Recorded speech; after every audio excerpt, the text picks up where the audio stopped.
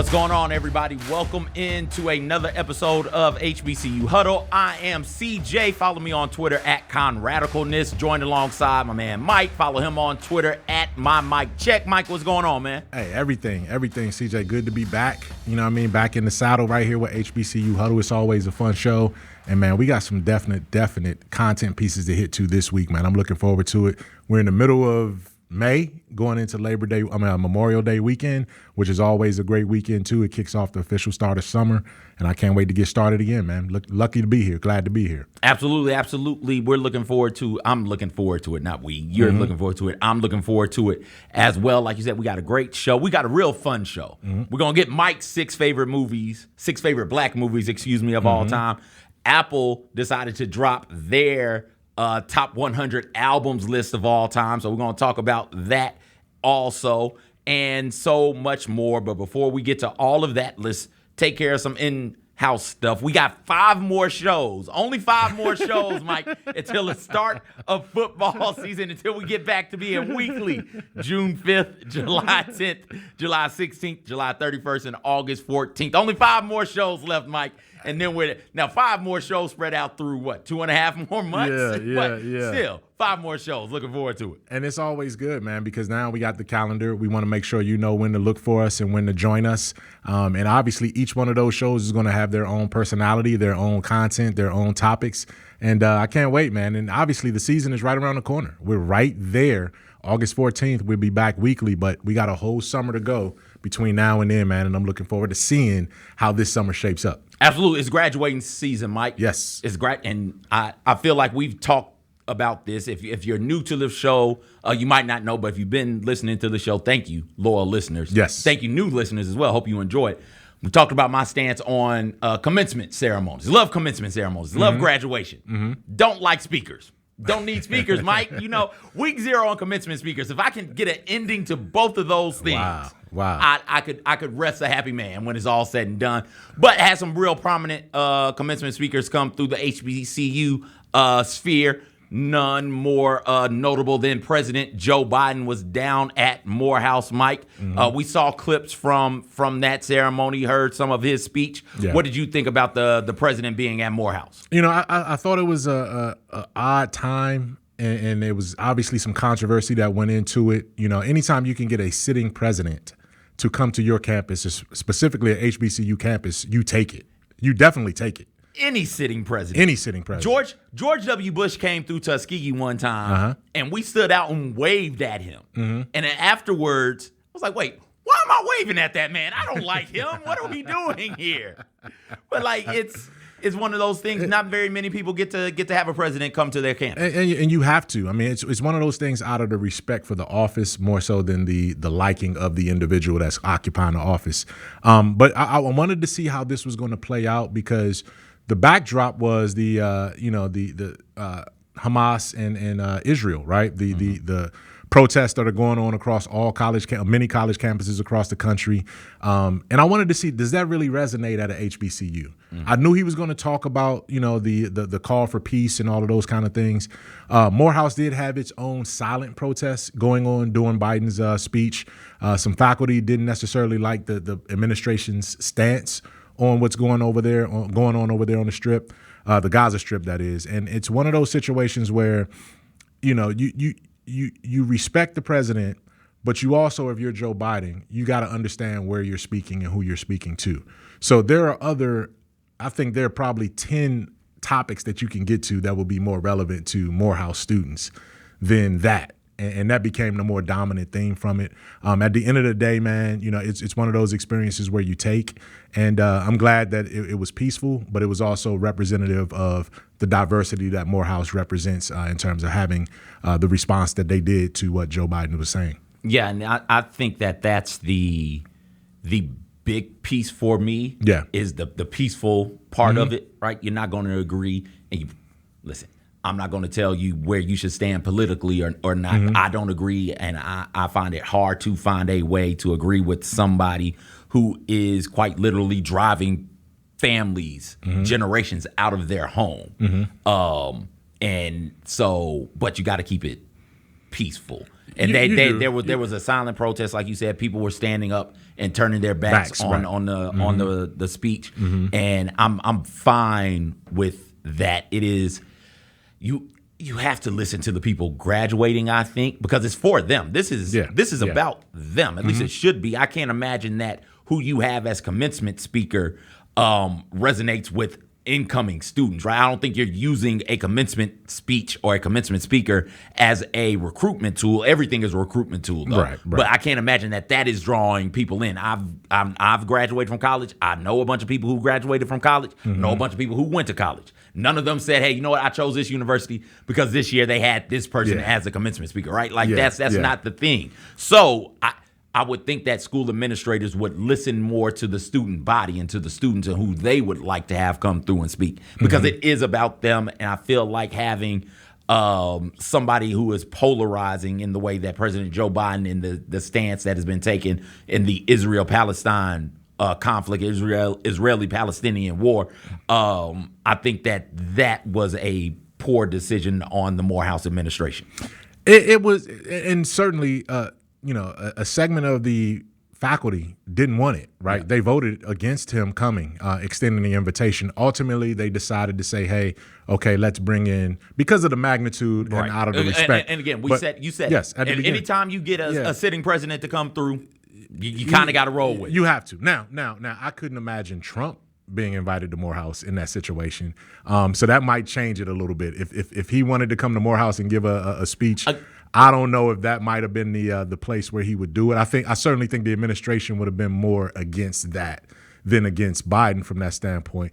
But when you can't bring Biden in without making it political, because Biden knew that's a swing state. Georgia was up for grabs. Like, it didn't get the last election didn't get decided in Georgia for days from that standpoint. So he knew where he was going. He knew that the Democratic Party is kind of losing some of its grip on African Americans just blindly supporting him from that standpoint. So there was some politics in it. I know why he had to do it. I also know on Morehouse's side, as we said, why you have to say, yes, bring them in, let's do this. And the peaceful protest, the standing up and turning your back, I understand that. The valedictorian certainly said, hey, we're against this war. We want peace in this region. And some of the more chaotic and violent protests hasn't taken place on HBCU campuses that we've seen at the NYUs and, the University of Texas and all of those kind of things. How close were you to being in school when apartheid was a thing? Oh, yes. Yeah, no, that was big time. I was in high school when Mandela got released. Okay. I was about to go to college. Okay. When he got released, and I remember that being a big thing, and that was across HBCU campuses. Right. And when he got released, the rejoicing that came from that, and it was all about Pan-Africanism in that point, because it was Mandela getting released. Then it was the Malcolm X era, with the movie coming out, and then you felt that strong surge of what it meant like to have Black pride on your campus. So I remember that. I also remember one of the most, and you talked about commencement speeches. One of the most impressive commencement speeches, like we had Bill Clinton at Grambling came through and did a commencement speech, during my time around that time. But also Chadwick Boseman, before he died, did a commencement speech at Howard. Yep. And I thought that was one of the most relevant and remarkable ones that I've ever seen. But I'm starting to pick up where you coming from, man. I'm starting to think, hey, let's not make it as much about the speaker as it is, hey, let's get through these names and these colleges and these people that got to walk across the stage. Come over to this side, Mike. This is the winning side. Unless you're going to drop a bag, unless you're going to say, hey, I'm taking care of everything. I'm taking care of everybody's student loans, or if you're in high school, hey, I'm feeding everybody today, or something. Or I got 200 internships at my company for the first. Unless you're doing that, I don't care what you have to say. Keep it to yourself, dog. Keep it to yourself. Speaking of dropping the bag, President Biden, it is campaign season. Georgia is a swing state. He is losing Black votes. No coincidence that he decided not only to go to Morehouse, but also to announce the investments his campaign has made into HBCUs. And Kamala Harris, and that campaign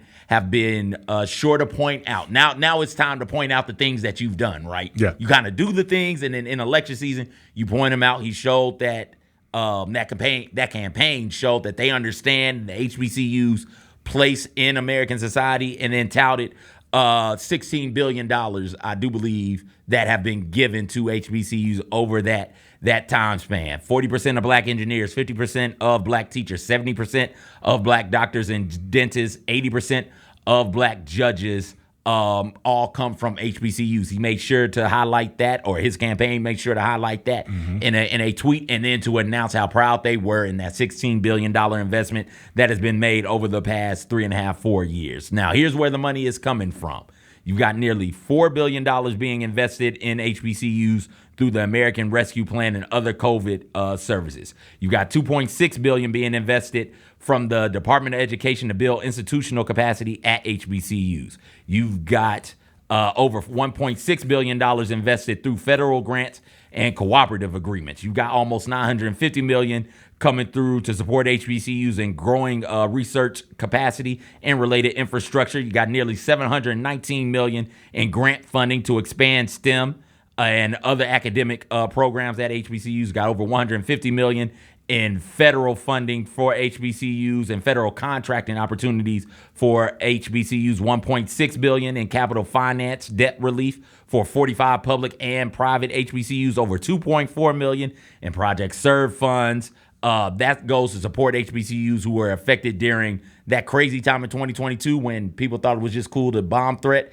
HBCUs. You got $2.8 billion in need-based grant, nearly $1.3 billion to support veterans attending HBCUs as well. Yeah. So that's where the money is coming from. And I saw that and was like, oh, that's great. And then I started thinking, because we talked about it on this show, about underfunded HBCUs. That study came out in Forbes 2023, I do believe, saying that about $12.8 billion, $13 billion for just a handful of HBCUs have been underfunded. And when you look at that, the North Carolina A&Ts of the world, the FAMUs of the world, the Tennessee States of the world, you're looking at it and you're saying, great, this $16 billion certainly helps, but they're still, Pine Bluff is still struggling for funding that is owed to them, not by the federal government. I do believe this is owed to them by the state. What can we do to fix that problem? That was where my mind immediately went. Well, where my mind immediately goes is I'm looking up on this one, and I'm wondering what Kyra and them are doing at Delaware State University, because they didn't report anything underfunded. They got zero underfunded, Mike, right? Mike. So is Delaware State fully funded? Is that what we're saying? Before the show, I pointed that out to Kyra, just teasing her. She hit me with a bleep no. Yes, she hit me with a bleep. I've been to Delaware State. Yeah, I've been to Delaware State. So what happened is somebody forgot to turn in a document on time, right? That's what it was right there. They didn't get the document on time. That elicited a laugh from Kyra, because that's what Kyra thinks also. So yeah, we talked about this, and then Eddie George, you had a great conversation with him on your show, with Jessica Benson about the underfunding of land grant institutions like a Tennessee State over the course of decades, right? Like billions of dollars behind. And there's never going to be a catch up, but what I am proud to see is that there's been a commitment to starting to it's not reparations, but it's okay, let's address what we can as we can. Yeah, it can't be reparations because it's not going to go back. It's not going to go back. You're never going to equal. It's never going to equal out. This isn't that though. It's not that. This is money that you said you owed. That's exactly this is money it. that you do to fund land grant institutions across the board. And you didn't elect to allocate that to HBCUs. Correct. So that's what I'm saying. It's one of those things where addressing it now is step one, and it's a significant step. But what has to happen is, regardless of the administration, regardless of whether who's sitting in the presidential Oval Office at that particular time, this has to continue to be a commitment to making sure these HBCUs, and we can't keep talking about HBCUs as if they're not state institutions as well. Yeah. So if you're going to support the University of Tennessee, you have to support Tennessee State University, right? Come on, man. It's one of those things. It's like, okay, I'm supporting my state. I'm supporting my,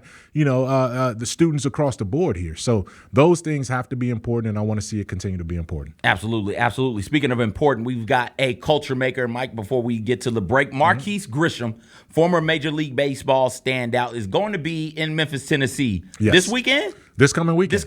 Yes, this coming weekend. And CJ, you're going to have to read that. It's a little closer to you than it is to me. It's the Players Alliance Coaches Intensives camp, the Players Alliance is excited to invite Memphis baseball and softball community coaches out to their 2-day coaches intensive led and featuring former MLB players who are responsible for ushering in top talent to the major leagues. This is a great learning opportunity for coaches at the youth, middle school, high school, and collegiate levels to develop their skills and knowledge.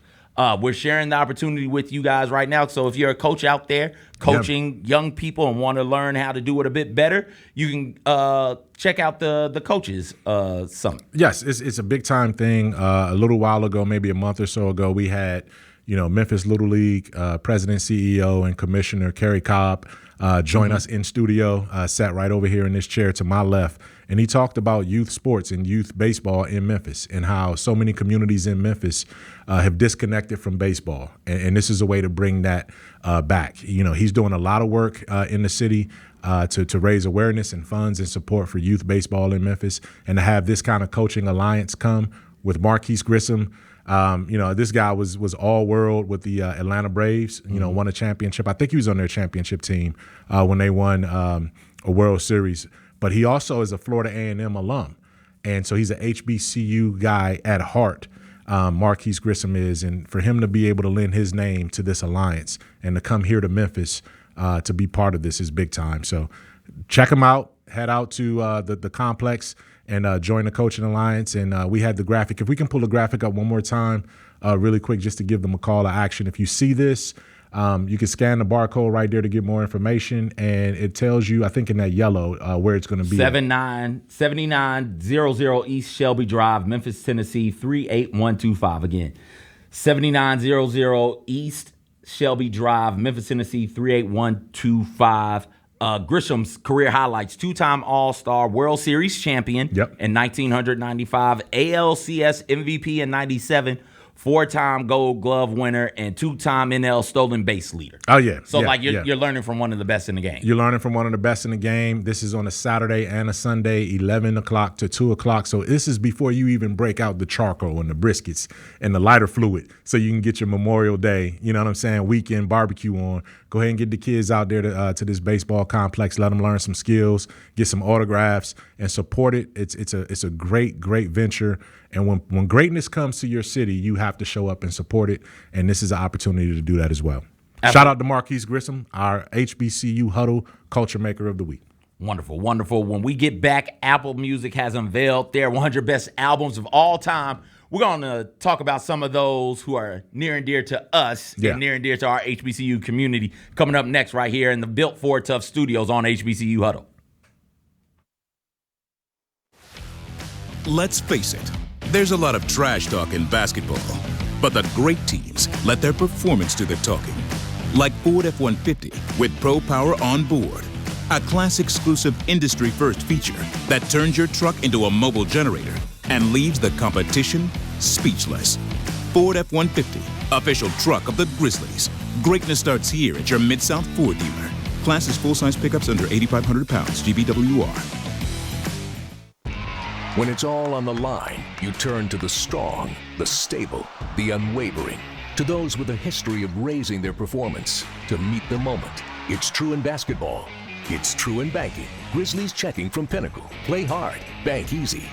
Open a Grizzlies checking account with at least $100 and a recurring direct deposit by August 31st. And you could receive a $200 direct deposit bonus into your account. Details at grizzliesbanking.com. Member FDIC. Now for a limited time, the new $1.99 crispy tender wraps are here at Sonic. Who could deny a crispy chicken tender with bold flavors like hickory barbecue and cheesy Baja? And we can't forget the crisp lettuce and melty cheese to make the perfect bite. Wrap yourself up with some TLC, tender, love, and chicken for only $1.99. Sonic $1.99 crispy tender wraps. Tax not included, limited time only at participating Sonic drive-ins. I moved, I have a house now, house maintenance. That's true. Oh, Homeowners Association. Homeowners Association. That was what your mom wanted to talk to me about. She was so proud that not only are you on the Homeowners Association, that you go to the meetings and know every issue. We've had speed bump problems. The Chris Vernon Show, presented by Caesars Sportsbook, live weekdays at noon on YouTube at Grind City Media and the official Grind City Media app.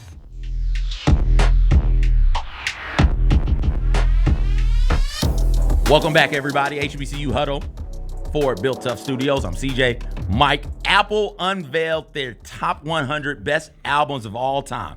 Taking a look at the top 10, you had Lauryn Hill, Michael Jackson. You had Lauryn Hill, Miseducation of Lauryn Hill, Thriller, Michael Jackson, Abbey Road, The Beatles, Purple Rain, Prince and the Revolution, Frank Ocean's Blonde, Songs in the Key of Life, Stevie Wonder, Kendrick Lamar's Good Kid, Mad City, Amy Winehouse's Back to Back, Nirvana's Nevermind, and number 10, Beyonce's Lemonade. That was the top 10 on Apple Music's 10 best albums. Mike, you're making a face and you're shaking your head at what? Well, hey, listen, like you got me in the top 4, right? I can see that. Okay. Right, that list kind of faded out going towards the end. I know why you have to have more contemporary artists in there. I'm just not sure if Kendrick Lamar would get the number one hip hop outside of Lauryn Hill. Like Lauryn Hill, like for me, the Miseducation of Lauryn Hill is genreless because it crosses so many different. It's soul, it's neo soul, it's hip hop, it's everything it needed to be, right? It was bluesy because she had some bluesy songs in there. Zion, was her tribute to her son. It shows so much breadth and depth for what she did. Hey, that to me, that's one of the most transformative projects that I've ever seen. So I have no problem with that being number one. And it was incredible seeing her live in Memphis. I'm glad you guys did get a chance to see her. We saw her. Yeah. We went out to River Beat, the new music festival down on the river, went out there, and we weren't sure whether or not she was going to be there, Mike. Of course. No one is. But she wasn't sure if she was going to be there. The Fugees were there though, Mike. The Fugees. Like I'm going to go see the Fugees. If Lauryn Hill comes, it'll be great. And the DJ announced Lauryn Hill is here. She is here. She's coming out on stage, so don't nobody else ask me. And it was about 10 to 15 minutes before they came on stage. And so festivals, everything runs a little bit late, right? Festivals are a lot like March Madness, and they give you a tip time. They give you a time artists are coming out on stage. But after that first show, everything's being pushed back. After that first game, everything gets pushed back. So we're out there maybe about 30 minutes past when they're supposed to be on, but we know that the DJ's on stage, DJ mixing it up. We're having a grand time. She makes that announcement. Like, okay, sure. Jessica Benson, host of the Jessica Benson Show, Monday to Friday, 8 o'clock right here on these here airways. She's standing next to me and she goes, I'll believe it when I see it. I was like, yeah, I will also. And Lauryn Hill walks out. Incredible. It was great watching her perform those songs. That album was so good. Lauryn Hill was like, why would I drop another one? I don't need to. This album is it. If some albums are good, that they're timeless, right? Mm-hmm. And that timeless can mean, hey, if you want to know what it was like in this era for somebody, like listen to this album. Go there.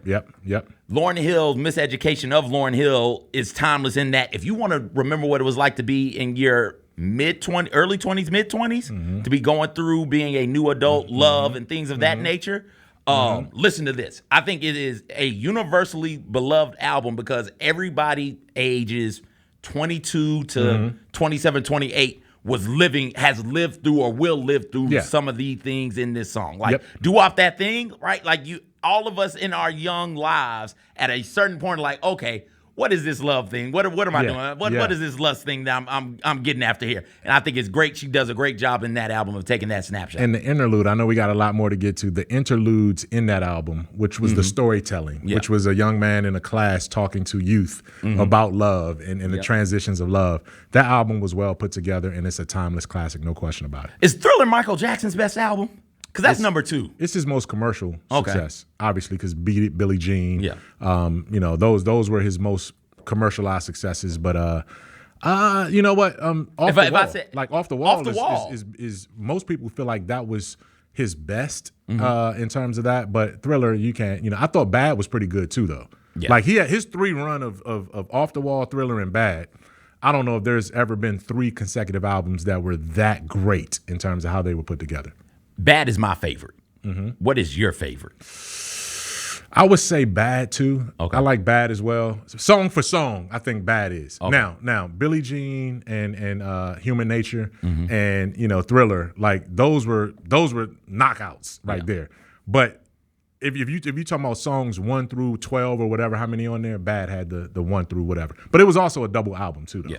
So I mean, he did his thing on that one. Prince and the Revolution, Purple Rain. I know that is one of my father's favorite albums. Yeah. So Prince passed away. When he passed away, that next day, the Orpheum said, hey, everybody, we're doing a Prince tribute. Come out, watch Purple Rain in the Orpheum Theater, and just have a good time. So we want to go.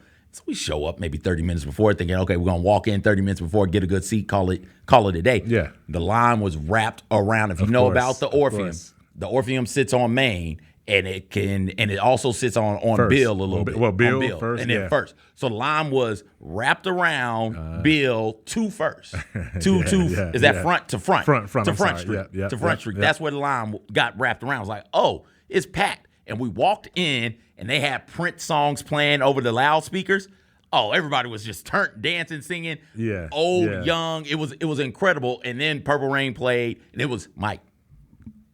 It was my first time watching Purple Rain. I had never seen Purple Rain, the movie. Ooh. So you hadn't seen it until after he died? Until after the day after he died at the Orpheum. And I'm glad I waited, because that experience, watching it for the first time with all of those Prince fans. And all that emotion. And he starts singing Purple Rain. Yeah. We all started singing Purple Rain. Mike, it was incredible. It was incredible. Yeah. Purple Rain, man. I saw that movie in the theaters. It came out in '84, so I wasn't even 10 yet. I was right around that age. That was the first R-rated movie I've ever seen. Oh. It was also the first time I've seen Tatas. Turn Up. Tatas was developed first time seeing Apollonia at the ocean, at the water, you know what I mean? Lake Minnetonka. Yep. Baptize yourself in Lake Minnetonka or whatever. So that was the first time, and I was like, whoa, okay. But that man, everything about that project was amazing, man. So yeah, that's a timeless classic too. Frank Ocean's Blonde comes in at number 5. This is after both of our times at HBCUs, right? Yeah. But the story about how he ended up making Blonde is really interesting. It is, he had a record deal, and I'm paraphrasing, I'm leaving a lot of stuff out. But he had a record deal. They finally signed him to one. He was writing, doing stuff behind the scenes. Somebody signed him to a deal, and this was the first deal that he had under Apple. So he didn't have to go through distribution, I don't believe. Okay. And so he got to keep all of that. So I think all digital. All digital. Yeah. He got to keep all of that money. But this album was supposed to be his next album, which was full of good songs. And he didn't want the label splitting that money with him. So what he did, he dropped a digital album under the label, which served as a preview to this one. Okay. So it counted as an album, and then he dropped this one. Also, he dropped a mixtape. He and Tyler, the Creator, were talking, and Tyler was like, yo, if you want to be signed so bad, you got to do something. It's like, well, I can't. He's like, well, drop a mixtape. And in the mixtape he dropped, there were so many samples that they couldn't sell it. Right. And so because they couldn't sell it and make money off of it, because then you have to pay for the samples. Yep. That's how he got signed. Okay. And then it was just a cat and mouse game between he and the record label. The record company, and he ended up winning. And we don't see artists win that a whole lot. But I enjoy this album. There are a lot of good songs on this. I know people who love Frank Ocean. Well, this is where the distance between my musical interest and like, I couldn't tell you. I'm sure if you can name 2 or 3 songs, I would be like, oh yeah, I've heard that. Yeah. But Frank Ocean doesn't. He's not in my wheelhouse, right? Like zero. Like I've heard of him, but I'm not familiar with like, what he does. Like I know he's an entertainer. I know he's an artist. Yeah. But yeah, he's not. I thought that was Cisco when I first saw it. You know what I'm saying? But yeah, I know he's successful. But what is? I'm trying to think. If there's one Frank Ocean song that everyone would know, it would be what? Gosh, Ivy, Nikes. Say what, Kyra? Off the Blonde album. Be Yourself.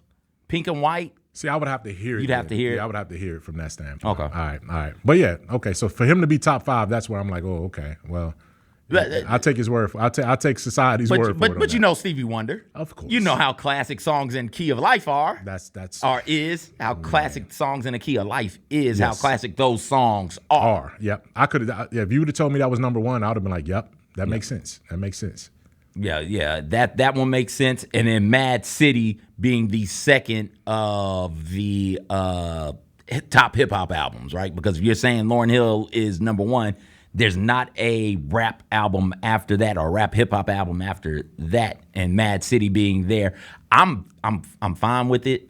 I enjoyed Good Kid, Mad City, but I'm closer in age to Kendrick Lamar, and some of that, even though it's West Coast stuff, some of that resonates with how I also grew up and some of the people I knew of and hung around a little bit. So I enjoy Good Kid, Mad City. I remember I would host trivia, and I would had to play the clean versions, but I would play these songs constantly while hosting trivia. It was good. Okay. And it still gets the people going.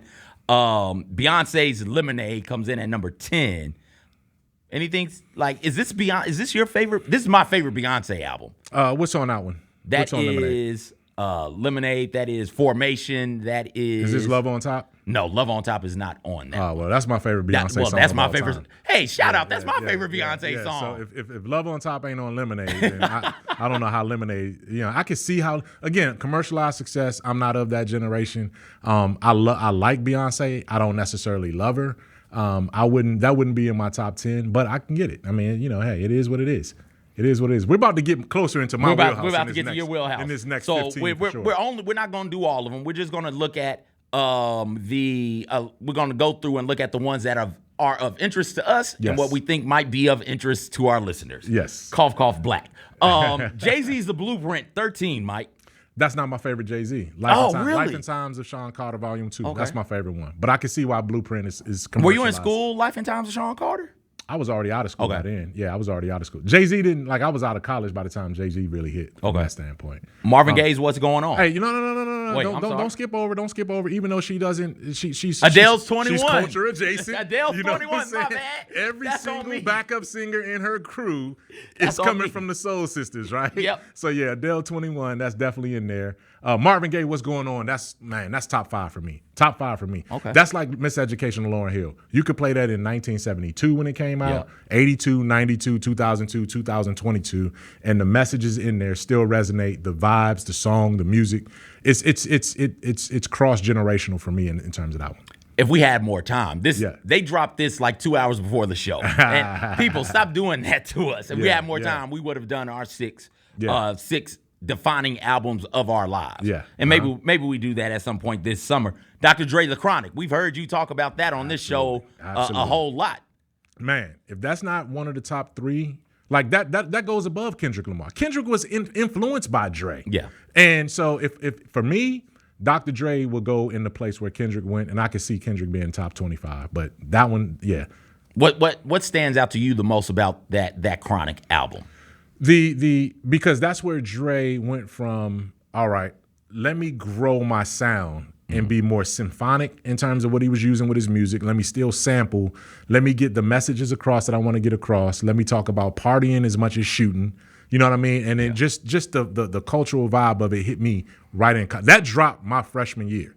So it was like, okay, boom. That and Doggy Style back to back. Boom. Those are my first 2-3 years at Grambling right there. So those define, in terms of hip hop and what it was about from the West Coast. I was looking through this list, and I don't think any of the albums that I would say was like the album of Tuskegee while I was on campus. I don't think any of those were on this list. Oh, okay. Well, Snoop's Doggy Style was definitely the anthem of Grambling because when he dropped Nothing But a G thing, the G thing was Grambling. It was G. So you know what we're doing? We're doing a disservice to the listeners of it because we're not saying what numbers they're coming in at. But Dr. Dre came in at number 19 with The Chronic.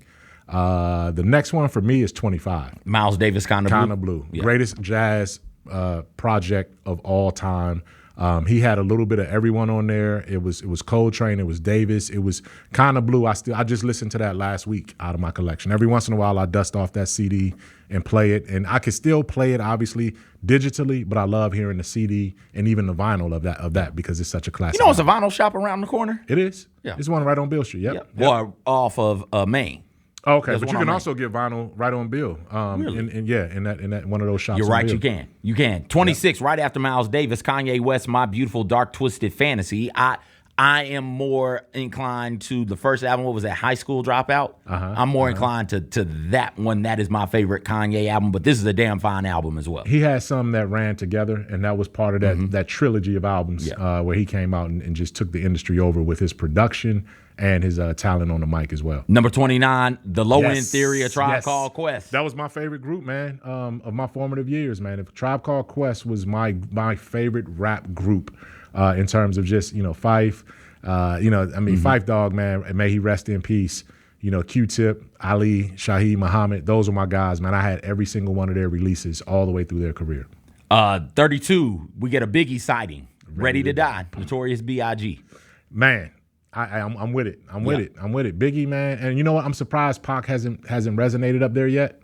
So to go 30 in, Biggie's B.I.G. Ready to Die is number 32. We hadn't seen Pac yet. That's kind of surprising to me.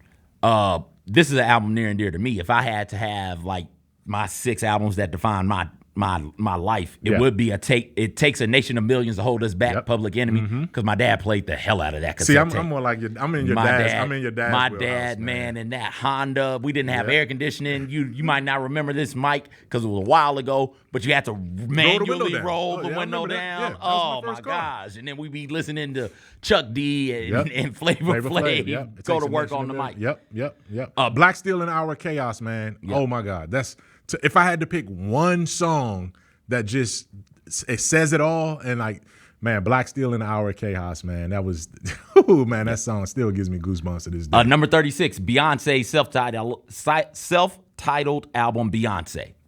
So she's on here. She's on here twice already in the top 40. Wu-Tang Clan, Enter the Wu, 36 Chambers, 37. On the list. Nas Illmatic is at 39. Aretha Franklin comes in at 40. I Never Loved a Man the Way I Loved You. Outkast, 41. Aquemini. Yes. Oh man, that was they put the South group on the map right there. Now, Two Live Crew did it because they were one of the first from the South to really do it like that. There were other acts before Outkast. Other really good, great Southern acts before Outkast. Two Live Crew. Two Live Crew was one. Ghetto Boys is another Ghetto one. Boys, 3-6, I think were before Outkast. But Outkast got the national recognition for the South, which was huge. Janet Jackson, Control. I would have liked to have been on HBCU campus when this came out. I feel like the ladies were feeling themselves when this came out. That would have been. So that would have been like 87, 86, somewhere around there. Yeah, I wasn't even there yet. Intervision, Stevie Wonder. Number 44, Bob Marley and the Wailers, Exodus. Yes. Now that comes in at number 46. I was wondering where Bob would have come in at, because Legend, even though it's a compilation album, they released it as an individual album. Legend should have been top 10. Legend is. Can we do that with compilations though? Well, at the time, he was a global, but the way that the record company did it, they had to put enough of his biggest songs together to really take him to the next level. And when they did Legend, I mean, that was a compilation, and but it's released as a single album right now. It always is. But yeah, that Exodus was major too. That was big time as well. Drake is number 47. Take Care. And we'll stop at 50. Prince, I will say Prince Sign of the Times is 51. So Prince is damn near got 3 albums in the top 50, which is just incredible. That was fun to talk about. Prince has 2 or 3. 3. He's got Sign of the Times. He's got Purple Rain. No, so it's 2. Yeah, he's got 2. Beyonce has 2. 2. Yeah, so if you can get 2 in the top 50, you're doing something big time. Absolutely. We might revisit this, Mike. Michael Jackson had 2. Michael Jackson. Yep. We might revisit this, Mike, and do our 6 most defining moments of our life. I'm with you. 6 most defining albums of our lifetime. We did our 6 favorite black movies, though, Mike. I did mine last week, much to the chagrin and dismay of a lot of people who disagree with my list, but it's my favorite list. It's not your favorite. You do your own favorite list. Mike took up the challenge. Mike did his favorite black films of all time. Mike, where we at? Starting off at number 6. We're going to start off at number 6. The cultural phenomenon of the Black Panther was number 6 to me, right? Now, was it one of the greatest movies I've ever seen? For me, no, but it was one of the greatest experiences that I've ever had in terms of the hype, the investment that went into that movie, and it delivered. It's hard to be so hyped and then you go and experience and you're like, Oh man, it didn't live up to the hype. That movie in every single way lived up to everything that went into it. So I was proud of Black Panther. So that made my number 6. Number 5, this is a throwback here, A Soldier Story.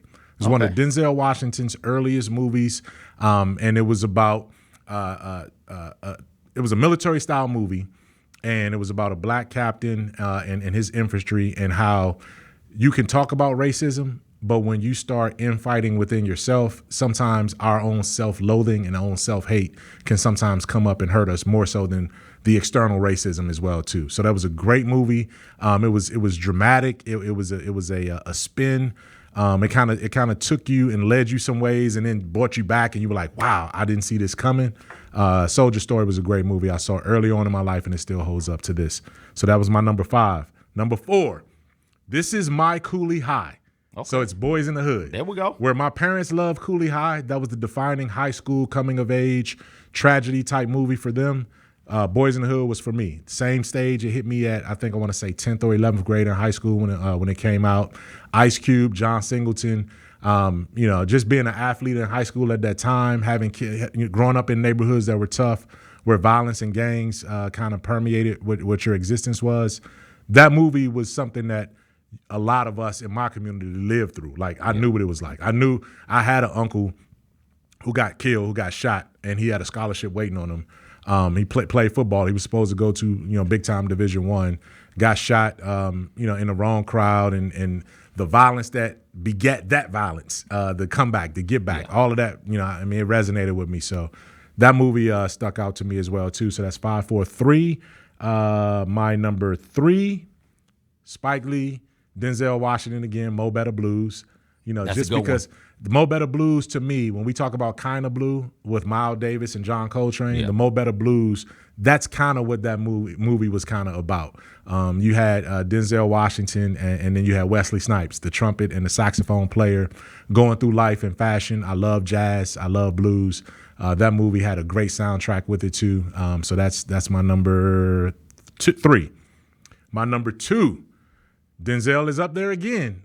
Malcolm X. Denzel and Spike Lee. And Spike Lee again. Yep. Malcolm X, I thought that was the, you talk about defining movies, that allowed me and gave me a reason to go deep into my research with Malcolm X. I have more books and have read more books on Malcolm X, Nelson Mandela, and Martin Luther King than anything. Like, I got a library of those books and their speeches and all of those things. But to see that movie, to see all that went into it, and it took a community of top African-American actors, entertainers, and activists to get that movie across the finish line. Yeah. By the time it got produced, Spike Lee wasn't able to pay everybody, right? And they had to make their money on the back end, depending on how successful the movie was going to be. But to see how Denzel Washington really dove into becoming Malcolm X, from the way he wore his glasses to the mannerisms, man, that was big time right there. So that was my number 2. And my number 1, I got to go lighter now at number 1. Yeah, you hit us real heavy, Mike. Yeah, I hit you heavy on that one. But this one, if there's one movie I know every single line to, it is Coming to America. There we go. It is Coming to America. And, this was one of those movies where you can put on a scene and you can put it on, it can come on any time of any day, and I'm going to stop and watch at least 20 minutes of it. Because it's just, it was funny. It was about black entrepreneurship. It was about black family wealth. It was taking it back to Africa, so there was some Africanism in it, Pan-Africanism in it, and it was just funny, man. It was just it birthed a lot of careers too. From Samuel L. Jackson to obviously Eddie Murphy, Arsenio Hall, Chris Rock was in there. Mm-hmm. Just different people throughout different states. John Amos was in there from Good Times. It brought people back. But it was one of those movies, man, where you just, it felt good to see it. I remember going to the theater to see it, and I've probably seen that movie probably 200 times. I couldn't watch the movie as a kid. Not because my parents said not to, right? Yeah. Like, I'm not listening to my parents. I'm gonna do what I want to do. I didn't find it enjoyable. That movie, Coming to America, and Harlem Nights. Ooh, I did not find those movies enjoyable as a kid. My wife, maybe 2021, 2022, found out, was like, hey, sit down and watch it right now. We're gonna watch it. And I watched those 2 movies. and cried with laughter. The issue wasn't the movie. The issue was me. I was too young. I didn't get the jokes. Once I got old enough and mature enough to get the jokes, I was like, oh, these are classic movies. And the thing I like about, I'll throw Boomerang in there as well. Yeah, another one that was one of my favorites too. I watched as a kid, but didn't really like and just like, it's not a good movie. Yeah. Those three are just, they're black led. It's blackity black.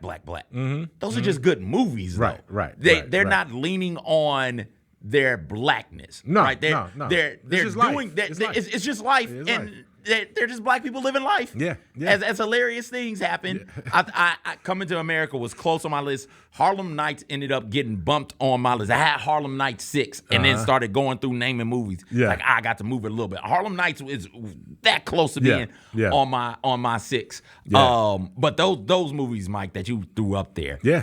Great. I can't. I watched Boys in the Hood twice, and I'm okay never seeing it again. It's a heavy watch. It's that a heavy pain. watch. Yeah. I can't. Because we know people like that. Yeah. You know people who were, if they were alive or if they weren't in jail or didn't go to jail, if they had better people around them, and by better I mean people who understood better the world and how it works, they would have made it. I can rattle off 3 or 4 dudes right now in my life who would have set their family up for generational prosperity had they not got caught up. And seeing Ricky and then seeing the get back, and then you know what happens after you get the get back. This is why one of my favorite movies was Tales from the Hood. Because once you get the get back, it's not over. Right. Because now somebody's got to get back on you, and it's a never-ending cycle. And I can't. Yeah. I just can't do that more than once or twice. What was suffocating about Boys in the Hood to me was that, in some situations, the hood just can get you. The hood can get you. Like you can have all the best opportunities and means to get out, and sometimes just you are a product of your environment, and that's just the reality of it, right? You're just just to belabor this point one more time, it's like with Ice Cube and his character Doughboy. I mean, he made some bad choices, right? Yeah. And so he got locked up, came out of jail. But when his brother Ricky got shot just innocently, just innocent stuff, right? Just happened to step on somebody's shoes or got bumped into. And Ice Cube was obligated to go get the dude who killed his brother. That was you just have to do that. Yeah. And from that standpoint, he ended up losing his life. At the end of the movie, the post credits told you that he didn't make it out of that. He got gunned down a couple years later. But that's just one of those things, man, where you can become a product of your environment without your own doing. Now, I do want to give a couple of quick honorable mentions, right? Let's do it. My honorable mentions: Soul Food. Soul Food. Soul Food was a great family movie, man. And wait, family movie? Weren't they? Wasn't the no, you thinking in-laws? Soul Plane? No. I'm thinking Soul Food because it was the in-laws messing around with one another, wasn't it? No. She didn't catch. Nobody got caught cheating. Soul Food. Yes, they got caught cheating, and then the grandmother died, and then the young kid. Soul Food. And then Friday was on there. Soul Food, Friday, and Waiting to Exhale. Those are my next 3. Waiting to Exhale is up there. Yes. Waiting to Exhale. As we throw it back up and take a look at Mike's pick 6. 6 favorite black movies. And Mike, listen, your favorites are what your favorites are. Yeah. All of these movies are incredible. Black Panther, A Soldier Story, Boys in the Hood, Mo Better Blues, Malcolm X, Coming to America. All incredible movies. Black Panther was so good, it got black people to go see the next 2 Marvel movies.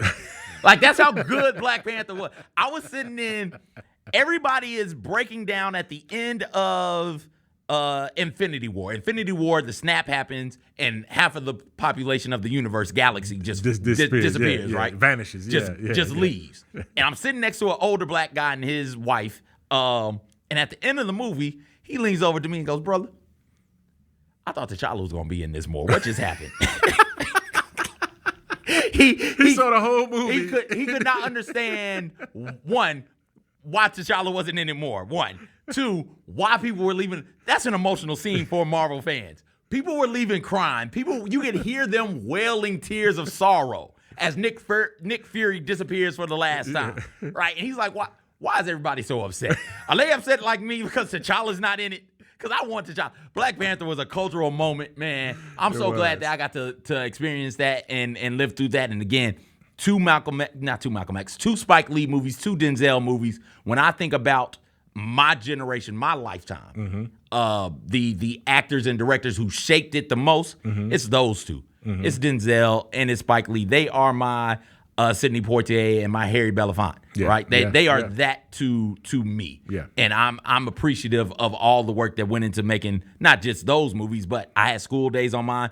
You could throw in there on yours if you wanted to. Do the Right Thing, right? Like those are like quintessential black movies, and I'm appreciative of those. Mike, that's a damn good list. None of those were on my list, but that's a damn good list, Mike. There you go. And that's one of the things, man, I was talking to my wife as we put the list together. That became a whole afternoon of a discussion. Yeah. Because she wanted to add her list, man. And what made it beautiful when she pointed it out, she was like, CJ is coming from a different generation, so his list is going to look different than your list, and that makes it even better to bring it all together, right? Yeah. Because that's one of the things, man. We're coming from different perspectives, but at the end of the day, it shows that, number one, we all got this connection here, man, where we look forward to the same things, man. And I love doing the Pick Six every week. That was a great challenge, brother. Good one. Not only different generations, well, we're coming at it from different generations and also different, like, personalities, right? I'm a bit goofier than you. I don't know if you know this. But unfortunately, Mike, we're both black dudes. Unfortunately. Yeah, well, we don't for this, right? We don't have a black woman perspective. Oh, okay. If only there was a black woman, maybe from one of those northern HBCUs who worked on the show, who wouldn't mind sharing her six. I would love to see. I would love to see that if we had that. Yes. Do we, Kyra? No, we don't have it today. Oh, but maybe in the future, maybe next show. Maybe Man. next show we get Kyra's pick six. She can share with us, and I'm sure we get a black woman's touch on these things. All right, so ask Kyra what her top three would be. Kyra, off the top of the head, Kyra, just shout it in my ear, and I'll say it out loud. What might your top three be? We're not gonna hold you to it. Yeah. Love Jones. Love Jones. That made my wife. That's why we need black women, man. Love Jones, great movie. What's another one, Kyra? What's another one, real quick? Just one more. Dreamgirls. Oh, Dreamgirls. All right, that's it, Kyra. Don't share no more. We'll get Kyra's full pick six next time we are on. People, we come back. We're off next week. We come back June the 5th. Let me scroll up. Yep, June the 5th. We'll be back. We'll get Kyra's pick six. We'll have some guests in the studio. It'll be a whole lot of fun. Thank you so very much for hanging out with us today. For Mike, I'm CJ. Everybody take care.